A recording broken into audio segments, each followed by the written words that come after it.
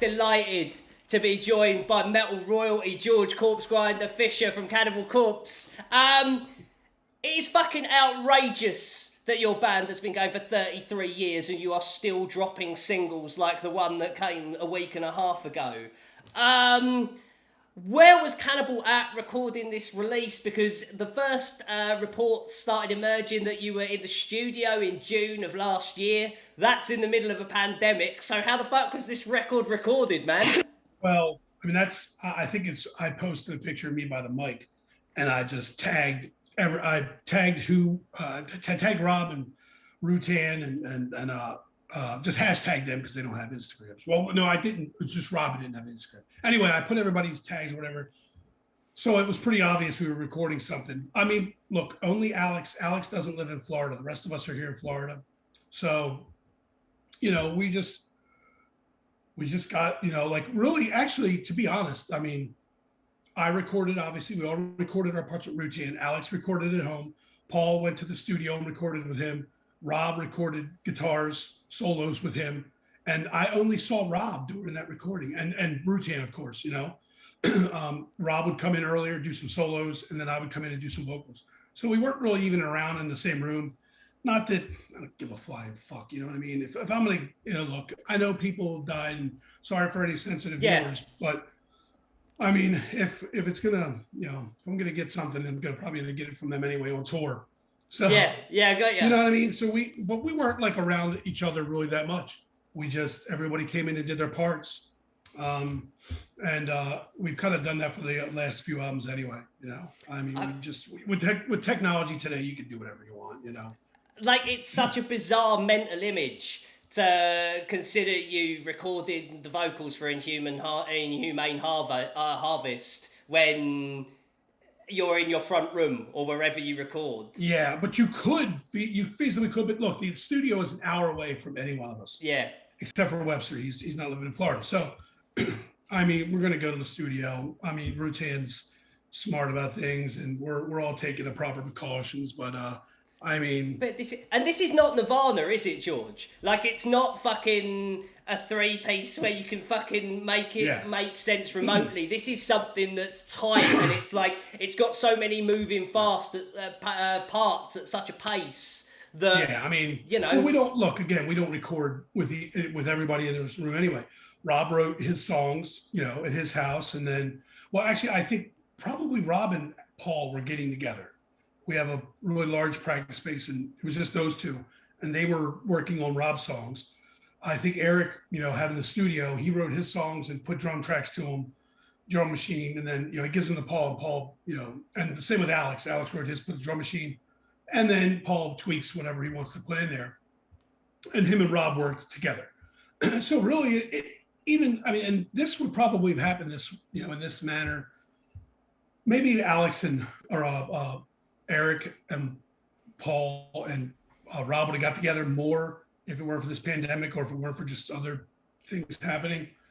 But otherwise, we probably would have been pretty close to recording it this way anyway. Yeah. So, gotcha. I mean, again, I'm not trying to downplay pandemic and all the things that are happening for any sensitive people, but I mean, we're in Florida. We're like the rebel state, I guess. We're like there is that.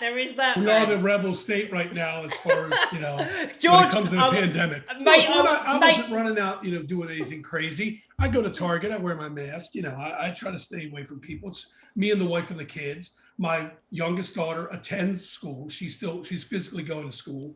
She's got her mask on, and they have all the distancing. My oldest daughter was like, just doesn't care for school anyway, so she's doing homeschool. Yeah. She does it with the Zoom meeting. Basically, I had to have her help me with setting the Zoom stuff up. So, so we're all just here by ourselves, for the Super Bowl. Like, my parents live here in Florida. They came over. I had one friend that came over, and I'm sure there's probably going to be some people tweeting about how much of a piece of shit I am, but I don't care, Are you Bucks? Are you Bucks fans? I've got to ask at this point. Fuck no. Right. Okay. Let's put it this way. I just lived here like permanently in Florida for like 25 years, 24, 25 years. I've been back and forth to Florida since 1990 when I was in Monstrosity. And we were in Tampa Bay area, Monstrosity, from 92-ish or 3-ish, something like that. And I never rooted for the Bucks then. I didn't have like a hatred for them. Now I just don't, because one time the Baltimore Ravens, well, the Baltimore Ravens is the team. I'm from Baltimore, Maryland, so let me just clarify that. Baltimore Ravens, Baltimore didn't have a team, and they were going to try to buy the Bucks and move them to Baltimore. So there was going to be no Tampa team. And I know some people were bitter down here, and I was in a few bars, people talking shit, and there was some talk back, like, screw you, my city's better than yours, whatever. That was when I was younger. The pride was a bigger fucking deal then. But now I just kind of adopted that. And the owner of the Bucks, who had since passed away, said something, when they bought the Bucks, he'd rather have a team here. So I started adopting anger towards them. And Tom Brady, I've always hated as the Patriots, because everyone hates the Patriots because they're always winning. I respect the guy. I respect him, you know what I mean? For all the shit he's won, he is the greatest quarterback that's ever played a game. If you want to go by titles, that's what makes you the best. Well, he's number one. Doesn't mean you got to like him, George. Yeah, it doesn't mean I like him. So I'm not a Bucks fan, just to keep it short. I'm not a Bucks fan.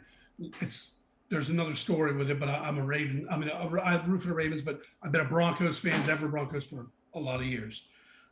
If the Bucks, though, I just, I didn't root for them. And I don't like the Chiefs because they're in the same division as the Broncos. But they won, and that's that, and everyone's mad because people were out celebrating and having a good time. And mate, I live in Los Angeles. It was the same. It was the same when the Lakers won the NBA championships, and it was the same when the Dodgers won the World Series. Man, but guess what? There's a difference, and I ain't trying to take any political sides, but I know. Trust me, if you say these things, you're gonna get roasted. And trust me, Cannibal Corpse, we pride ourselves. We don't sing about politics. We don't sing about religion. And we try to keep out of it.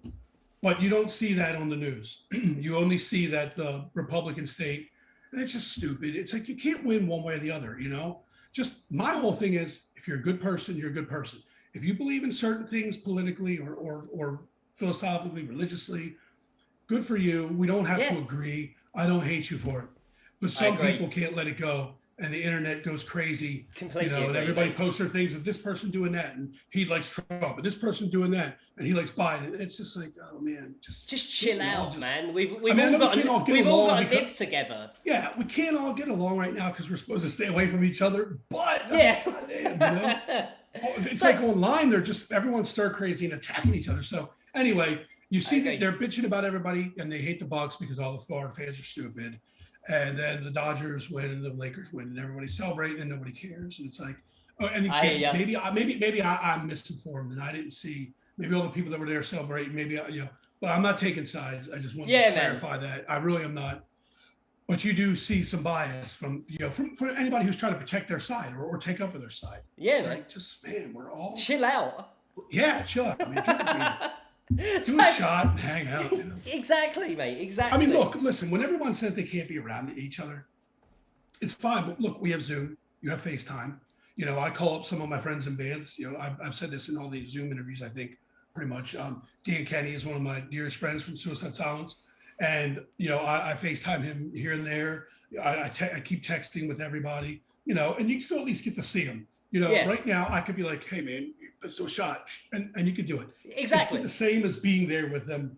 No, but it's the next best thing. And if this was all happening in 1990, we would fucking be killing each other. I mean, people would be breaking the rules all the time because you can at least see people. You can at least interact with them. If you've got the right technology on your television, you can watch any fucking movie ever made. It's not 1990, like you say. In this day and age, if you don't have any of that, something's wrong with you. Yeah, you're fucked.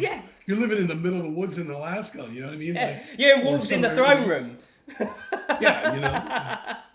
So, let me ask. I was going to ask what social media is like for you, but people will fucking garrot me if we don't start talking Cannibal soon. The album Violence Unimagined. How do you stop? Forgive this question, but how do you stop it becoming just another Cannibal record? Right? When you gear up to record something. I talk to all the bands, George, and there's bands like yours where when a record arrives, it turns up and it's fucking murderous and it's everything that I want it to be. And there are bands that coast and it's just another album on the conveyor belt so they can go on tour. How do you stop being those bands?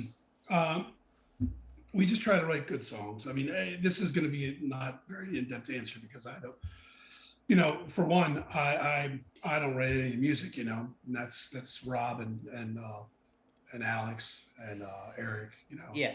other lyrics, and Paul and will be involved in the lyrics somewhat.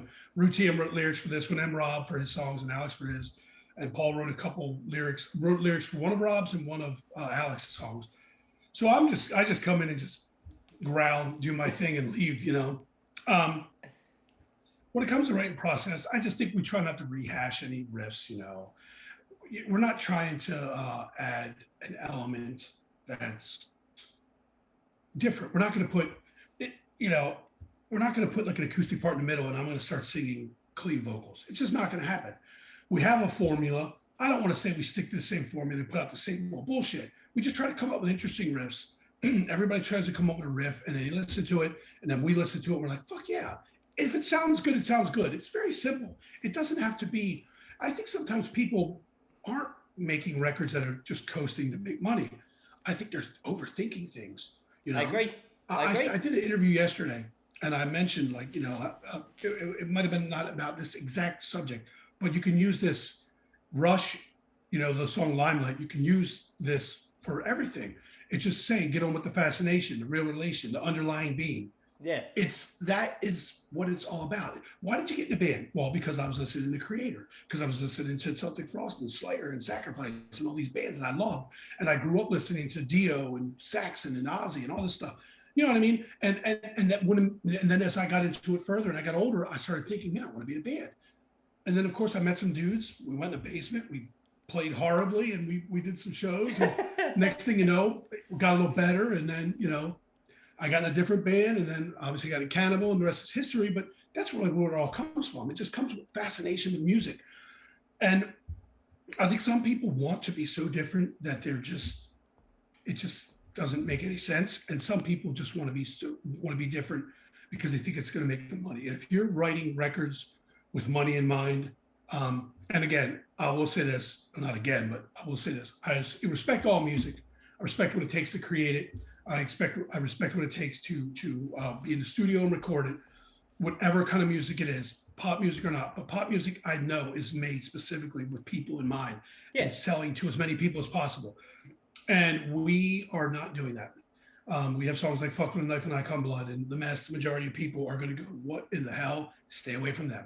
And you can't understand the lyrics, and you can't hum them when you're in the, so it takes a special person to be in the shower and sing "I Come Blood," while they're taking a shower. It's easier to sing other songs, like pop songs. And so they're writing with that in mind. We're writing with just the love of what we grew up listening to. And obviously, when it comes to Alex and Brutan and Paul and Rob, to me, they're the talented guys in the band. I'm just a schlep that sings. When it comes to them, they're just trying to come up with things that I think that are things they like, that are close to what they grew up with, close to stuff that they're listening to currently, like, newer bands and whatnot. So it's not a big formula. It's just, we just want to write good songs that we like. And I think we've written enough songs that people agree with, that other people like too. I mean, it is really what it comes down to, Other people are going to like your stuff or they're not. Mate, you're going to be successful or you're not. I've got a saying with my wife here, because we both work on the fucking business side of the music industry, and I always say, good is underrated. Like, people are so busy fucking thinking about where it fits and who's going to like it and all this sort of bullshit. Just make it fucking good and people will like it. Like, we can worry about that shit later, but first and foremost, fuck all of the question marks around it. Just make the fucking thing good. Yeah. Well, here's the thing. I believe every band thinks that their new album is, obviously every band thinks their new album is their best. There's a lot of reasons for that. And it's not until later on that you might say, oh, we could have did better here, could have did better there. That happens. But, I think like for me personally, it's like this. I like it. If you don't, that's fine. If you give me a hard time about it, fuck off. I don't care.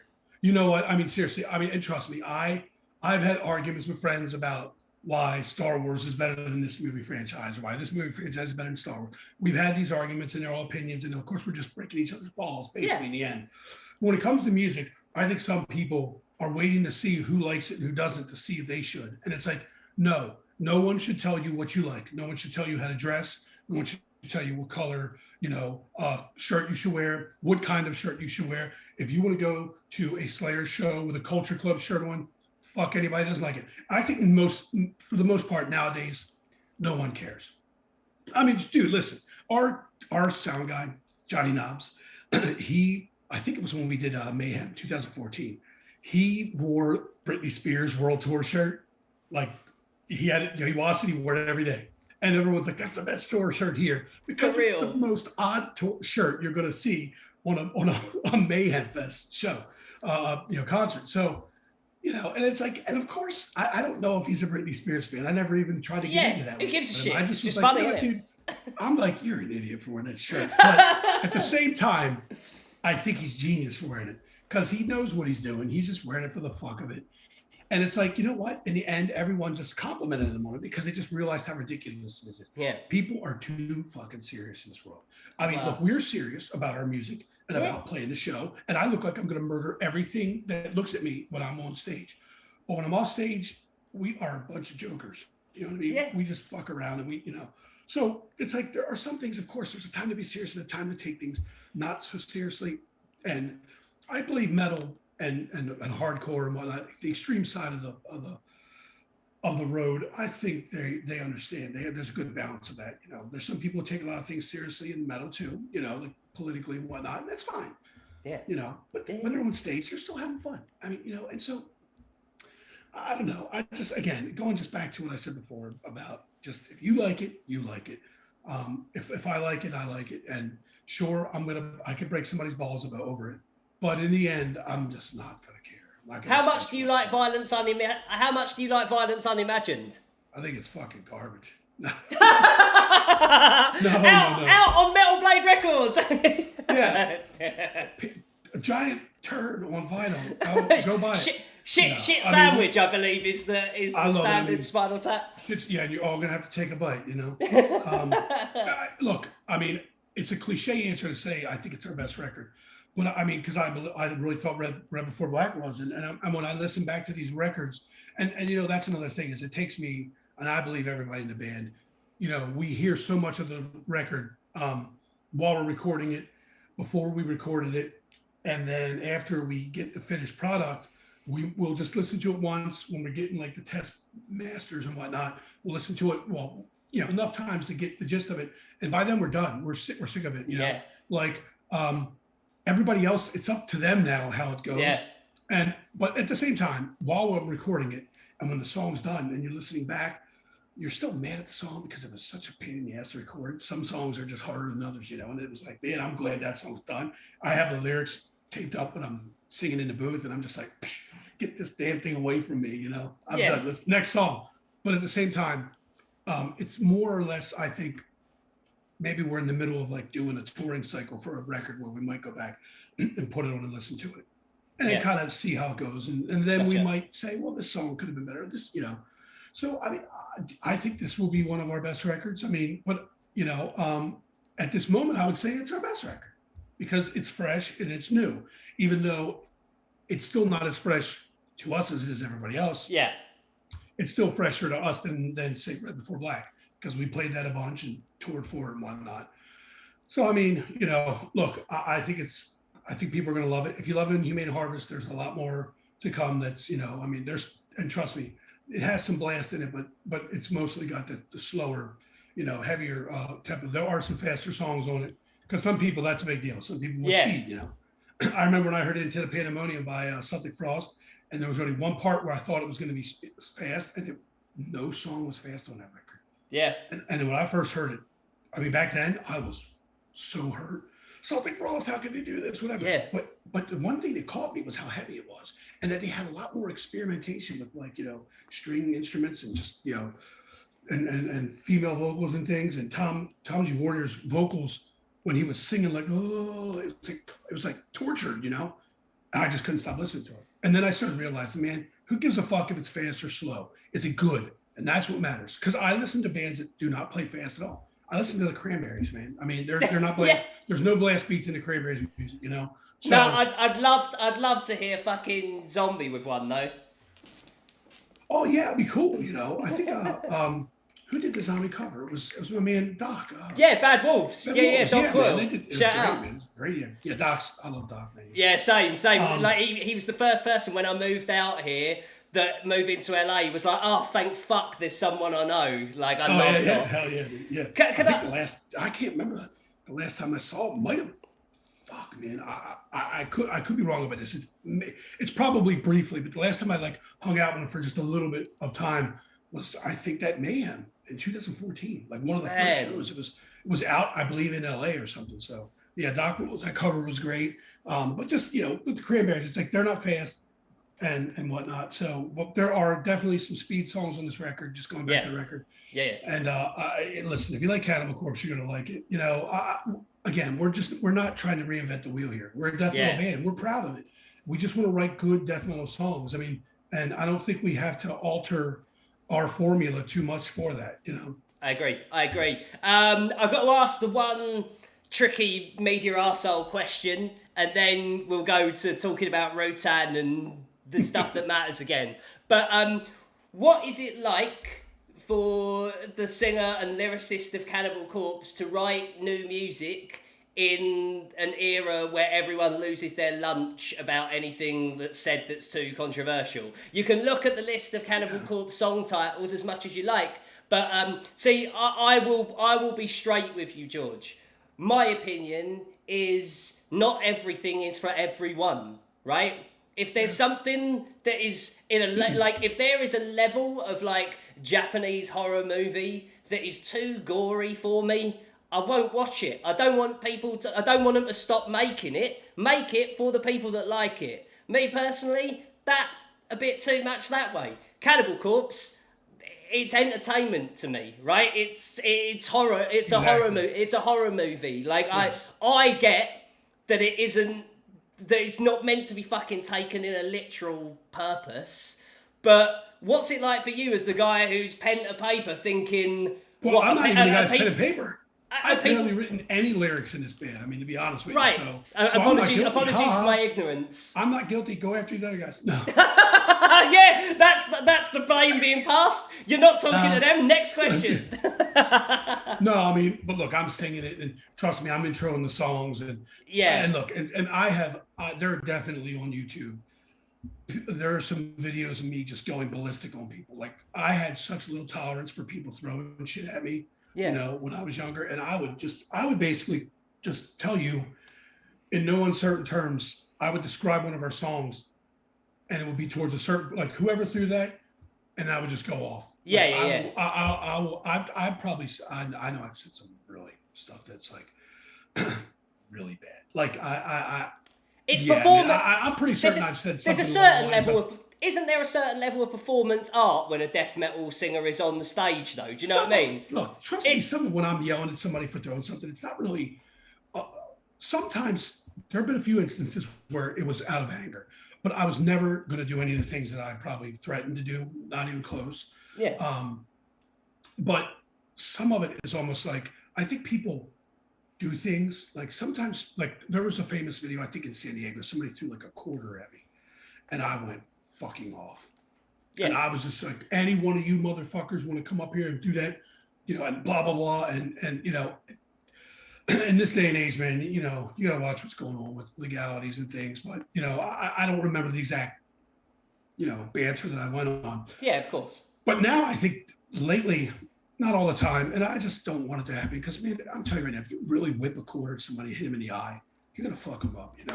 Yeah, man. And so I think some people now, I've seen them like land in front of my feet and I just went off, but I wasn't really mad. I'm just like, okay, I know what's happening here. They want to hear George tirade, so I'm going to give them one. Yeah. So like I said, I don't, and going back to your original question, I don't really, I haven't really written any lyrics since Blood Drenched Execution on Gallery of Suicide, you know? But forgive my ignorance on that, George. Listen, man. Some people don't, dude. There are still fans that are like, your lyrics are the best. I'm like, all right, you know. Yeah. It's what it is. And people have asked me a million questions about why I don't. It's just never been my thing, man. I've written a couple. I wrote a song when I did the Passive Possession records. I wrote one lyrics for one song and whatnot.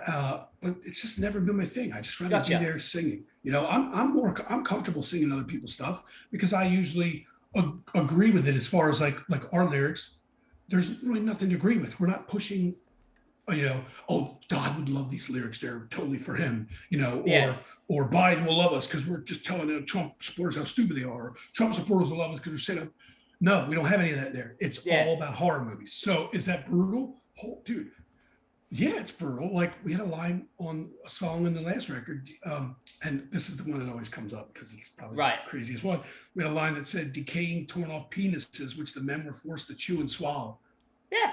So it's like, yeah, that's pretty fucking brutal. And it's like, so if some people were mad about that, then, you know, oh, well, you know, get in line because Cannibal Corpse has been pissing people off for a long time. And I know in this day suddenly I'm hungry, George. Yeah, exactly. I want a sandwich, a decaying, torn off penis sandwich.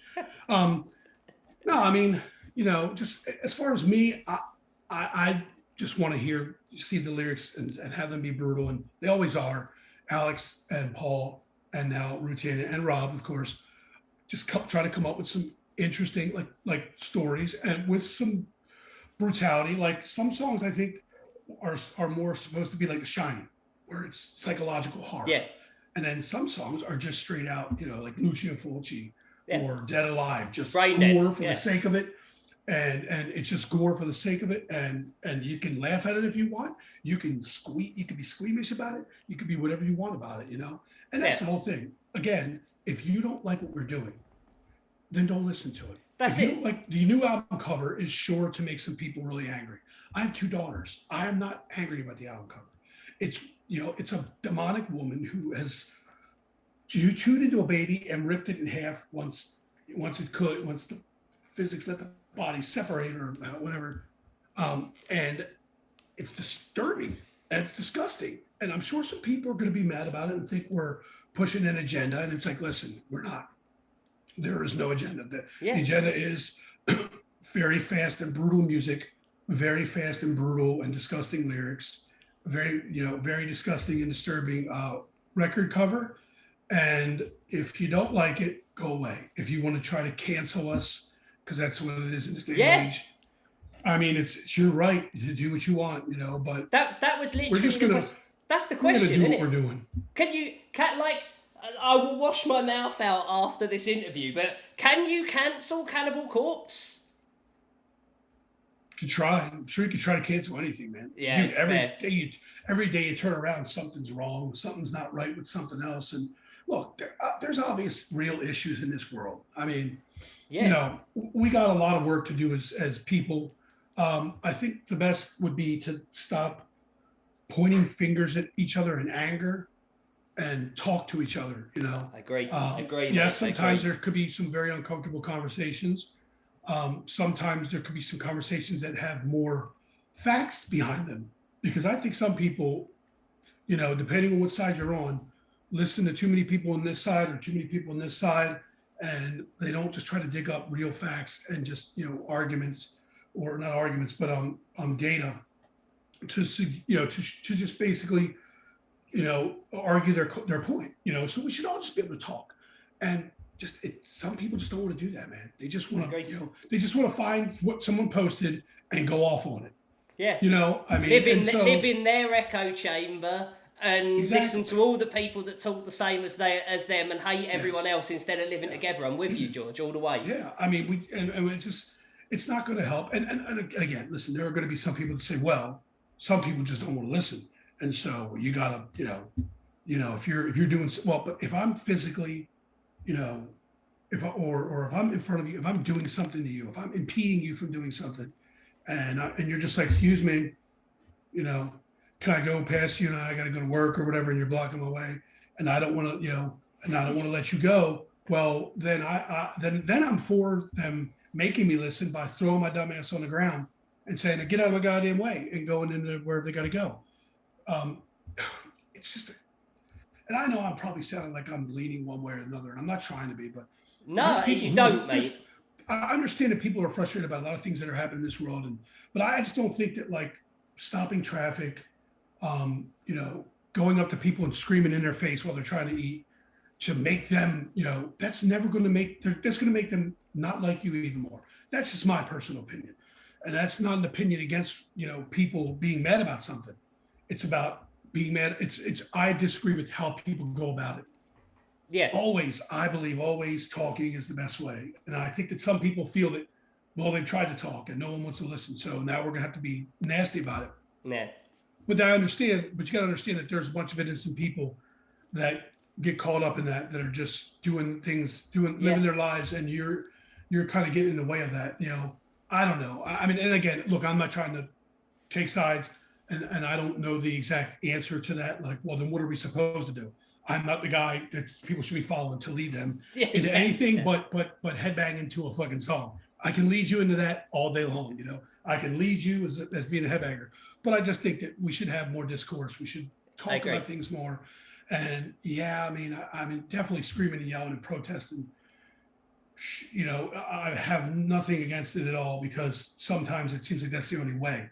But again, if your protesting is impeding in somebody else's way, then to me, that's like, come on, you know? Yeah, man. So again, I'm not the solution maker. This is just my opinion about it.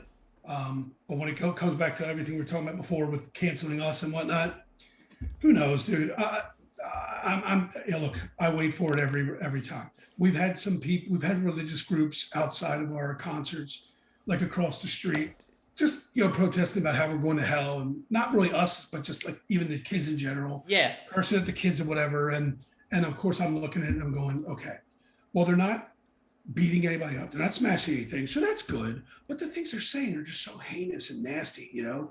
And I'm just like, and you go to church and you say, I love Jesus and I love and love and love, but you're going to hell, you piece of garbage, satanic scumbag.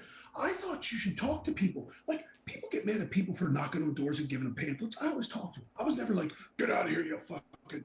Look, I'm not religious at all, okay? Right. But I totally back anyone's right to practice whatever religion they want. Fuck yeah, agreed.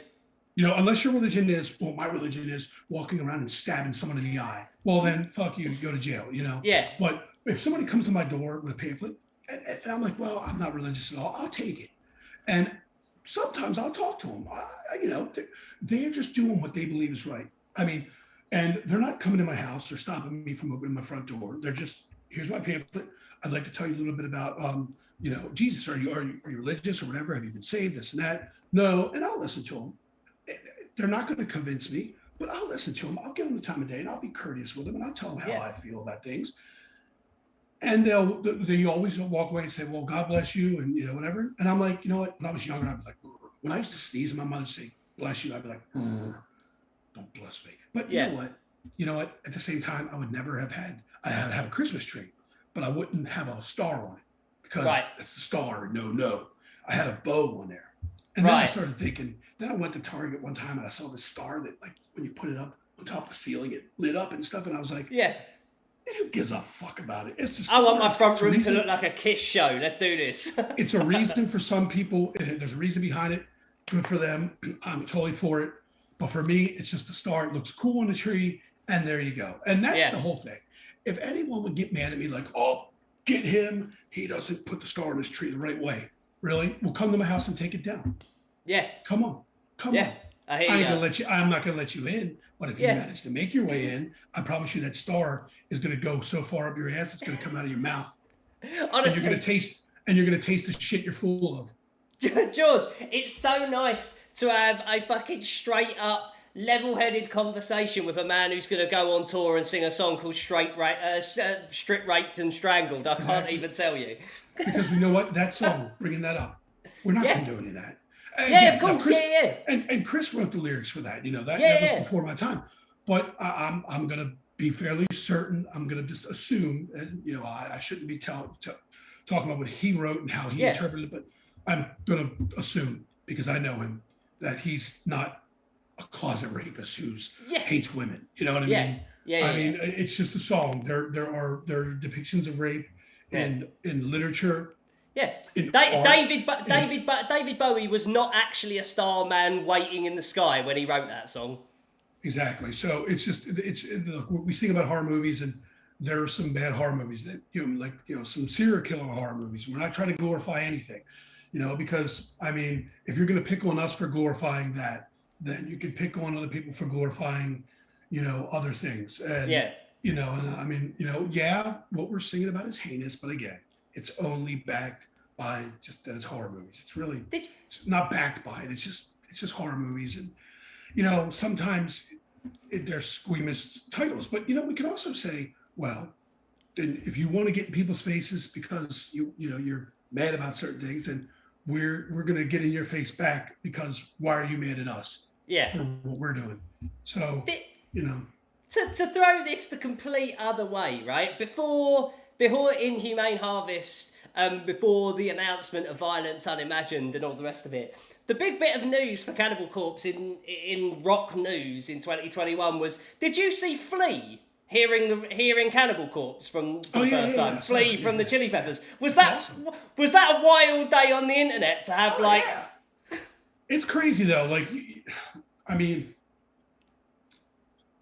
having done this for so long and meeting some of the bands we met and the people we met, and hearing that they're fans of us, we're just like, holy shit, man! You would just never think it. I mean, you just expect, and this is not a detriment to our fans because I love them, and they come in all shapes and sizes and ages and backgrounds and ethnicities and everything. We toured all over the world, but there is a general look that you would assume as a Cannibal Corpse fan, and then there's just some people. I met so many people in Target, of course, that are just normal looking people. They're just, they have a baseball hat on, or they just have, just a normal haircut. They're wearing, a Budweiser shirt or something. Yeah. Or just a polo shirt. And they're like, hey, you see your Cannibal Corpse? And you're like, how the hell do you know who I am? It's, oh, man, I'm a big fan, blah, blah. And it's like, you just never know, man. Metal has evolved into that. Anybody can be a metalhead. Yeah, great. And you just wouldn't know. Before, there was just, not like they were rules that you had to stick by. Like, there were kids that didn't have long hair that were at the shows. You didn't beat them up because they had short hair. I mean, a lot of those kids were punker kids and hardcore kids, and it was all crossing over. Yeah. But, I mean, you wouldn't get beat up for shirts. I mean, if you did, I would never condone that. And fuck anybody who did that shit. You're an asshole, if you do that stuff. Yeah. Unless your shirt said something really, really bad, Yeah. And then, I don't even know if I would condone you beating somebody up, but you could tell them to go fuck themselves. Anyway. Yeah. But nowadays, metalheads are just hiding or just creeping around, and you don't even know when someone is. It used to be you would see somebody walking down the street, long hair, and he's got a Judas Priest shirt on. You're like, yeah, you like metal. Now I could just drive past the people who could be listening to Ozzy Osbourne in there, taking a walk down the street, on their from their phone or listening to Ozzy through their headphones, and you wouldn't even know. He just looks like a normal person. So metal, we have infiltrated all of planet Earth. Mate. And great thing. It is a great thing, Man, long may that continue. I've been interviewing bands for nearly 20 years, and I've never had the opportunity to interview one of you before. Like, it's so fucking weird, man. I've done this, and I even stuttered on your song titles and all kinds of shit because I was genuinely, so stoked today, mate. For so many years, so many of your fucking songs have helped me purge my anger that day. You've got me through more shit days than I could ever do fucking justice to saying on this conversation. Thanks for another fucking brilliant record as well. I got it this week. I span it three times yesterday, man. So thanks again for another Rager, George. Let me say this real quick, because it's crazy when people say to me, how their music got them through things. It's like, obviously considering our lyric content, but I wish that enough people that think that our lyrics are basically, terrible and trying to corrupt society and, younger kids. I wish they would hear that because, as crazy as our lyrics are, they're not meant to be taken the way that people on the outside may take them. And if they could just walk with a couple of kids, not give them an attitude, not treat them like they're less than them. I say kids because I'm an old bastard, but Not treat them like they're less than them, and just genuinely try to get inside their heads. And you don't just pick one person that's the most wild looking person, because sometimes that will go against you. The wildest looking dude, the loudest guy that's running his mouth like, I'll kick your ass, he ain't gonna do shit. It's the dude that's not talking. It's like, he looks at you in his eyes and says, yeah, come at me. Find what's happening. Same thing with like metalhead. Sometimes the crazier you look, the more normal you are. And the more normal you look, watch out. But if they would just pick a bunch of kids and just talk to them, a bunch of people from all different walks of life, ages, ethnicities, everything, and just talk to them about, like, say, just a band like us who had a lot of controversy, I think they would find out that, if we can just get past the insaneness of the lyrics and not think that there's an agenda and see us how we are normally, look at my Instagram, see how I am, then I think they'll understand. Because if you look at my Instagram, unbelievably, I just passed like 200,000 followers. It's humbling. 200,000 people give a shit about this asshole from Baltimore. You know what I mean? And obviously the band I'm in too, but I mean, just for my personal sake, my Instagram, it means a lot to me. And just like I said, if people would just, not look at me as just on stage, that I'm a person. I don't just walk around scowling on stage like I do on stage at everything that looks at me. If a lizard walks by me here in Florida, I don't stop on it because I'm so evil and mean. I will stop and get a turtle out of the middle of the street. We'll do that. We're just people. The lyrics are not who we are. They're just horror movies with a soundtrack. The soundtrack's brutal. The lyrics should be brutal. Some of the lyrics aren't even that crazy. Yeah. So it's just, look at the whole catalog, and you could probably pick some songs that you're really pissed about. There's probably some people on females who are just like, this is bullshit. Then guess what? Go to listen to Vile and listen to the song Orgasm Through Torture, where a girl in the last line says, she rips my cock off with her teeth. Yeah, we've got Venom Prison. We got Venom Prison doing the same thing in the UK. We are equal opportunity. We kill everybody. It doesn't matter. Fuck yeah. You know what I mean? Everybody gets a chance to fuck everybody up, and it's all horror movie. I cannot stress it enough. George, just before you go, someone in the chat is going to garrot me if I don't say, is there anything going on with Serpentine Dominion at the minute? Wait, what's that? Is there anything going on with Serpentine Dominion at the moment? No. But, well, I mean, look, I talk to Adam regularly. Shannon, we haven't really talked to at all. So and we have talked about doing another record. We talked about if this whole thing calms down, everybody can tour again. Yeah. That if we did another record, Adam's like, dude, you want to do a tour if we do another record? I'm like, of course, man. I just want to do a tour because I want to tour with him because I love him. I've toured with him before, and when we did Mayhem 2009, that's where I first met him, and that's when he asked me, hey, man, would you, if I wrote some songs, would you sing on it? And 5 years later, we did the record, but we would, depending on what's going on with Shannon, we would just end up having to get another drummer. Yeah. Adam has said he's got a couple things here and there, but obviously Killswitch is his main focus. And now with this new album coming out, Cannibal is my main focus. But, like I said, with this day and age, if the whole pandemic thing calms down, because I would like to be with Adam to record vocals again. Yeah. If we did do it. If it all calms down, then I would go there. But I mean, I don't have a definite answer. The answer is this. I've talked to him. We want to do it, but there's just time, and obviously he's got a lot on his plate with Killswitch and whatnot. So hopefully down the road, we will do another one. I would love to do another one. Fingers crossed. I love being around that guy. I loved recording with him. I loved touring with him. I love just shooting the shit with him. I mean, I love him personally. He's just a dear friend of mine, and he wrote some badass songs. And I really think that album kicks ass. And it's a shame we didn't get to tour on it. And that's because we do have some other smaller bands that were in it that tour a little bit. Yeah. So we didn't get to bring our superstar ship on tour. No, yeah. But I mean, hopefully one day. I mean, long answer, going around in circles and branching out like a tree. That's good enough for me, man. In just to sum it all up, yes, hopefully we will do another record. Excellent stuff. George, thank you so much for your time. The record is coming out soon on Metal Blade. Get on to Inhumane Harvest. It's available now. George, thanks again, man. I'll catch you soon. Thanks for having me. Cheers, mate. Bye.